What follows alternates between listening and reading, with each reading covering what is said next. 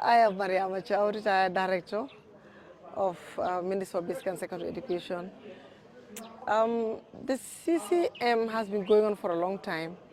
When I joined the ministry from the school system in 2002, CCM was still on. But it has evolved over the years. From officers being out in the field when they're visiting schools, they wouldn't come back till by midnight because of the location of the schools, etc. To now where we can go during the day comfortably and come back most of the time. The rubrics and the things being used in CCM2 has changed dramatically. Things have really developed and CCM has evolved. It is more organized, more structured, and there are tools to use which are all sync to everything that's happening within the ministry. Because the minimum standards have been developed due to CCM, because there was a meeting where we had an education specialist who went through the CCM and saw it and started picking up these things. That there are things that we need to put in place that will be able to help us.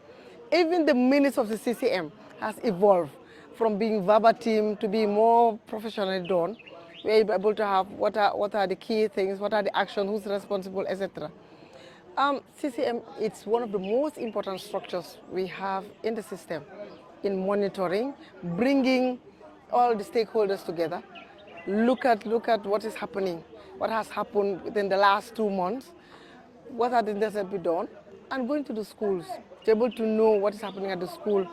Another eye, different from what the regional office sees, different from what the cluster monitor sees, what the SMCs report on.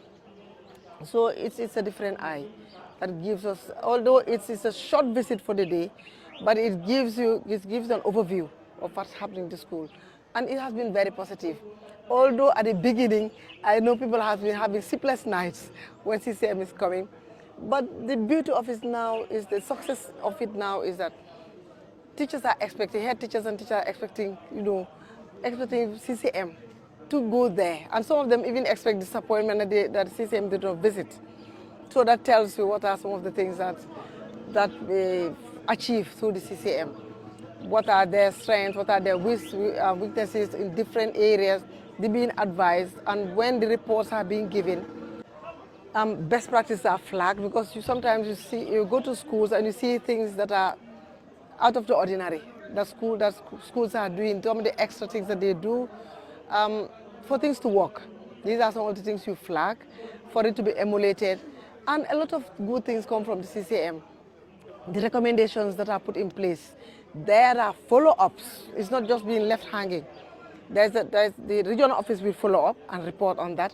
And another multi-stakeholder group will go back, comprised of GTU and some of the other colleagues from monitoring and evaluation unit, from the standards and quality assurance unit, come together from the madrasa unit, go back to see whether the schools have done what they're supposed to do, whether the regions, what they're going to report, that those are things that were already done, whether they've been done or not. So you can see that there are structures in place to make sure that we are not coming to CCM just for the sake of coming to CCM.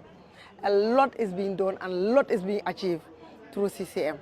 And I hope there will be enough funding to sustain it, because it's a bit heavy, because we spend 5 days being in the hall, being fed, being accommodated, and being transported to and fro, etc. But the best thing of it outweighs whatever is spent on CCM.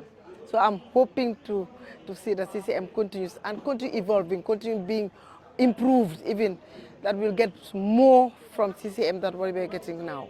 Is that the best we can do?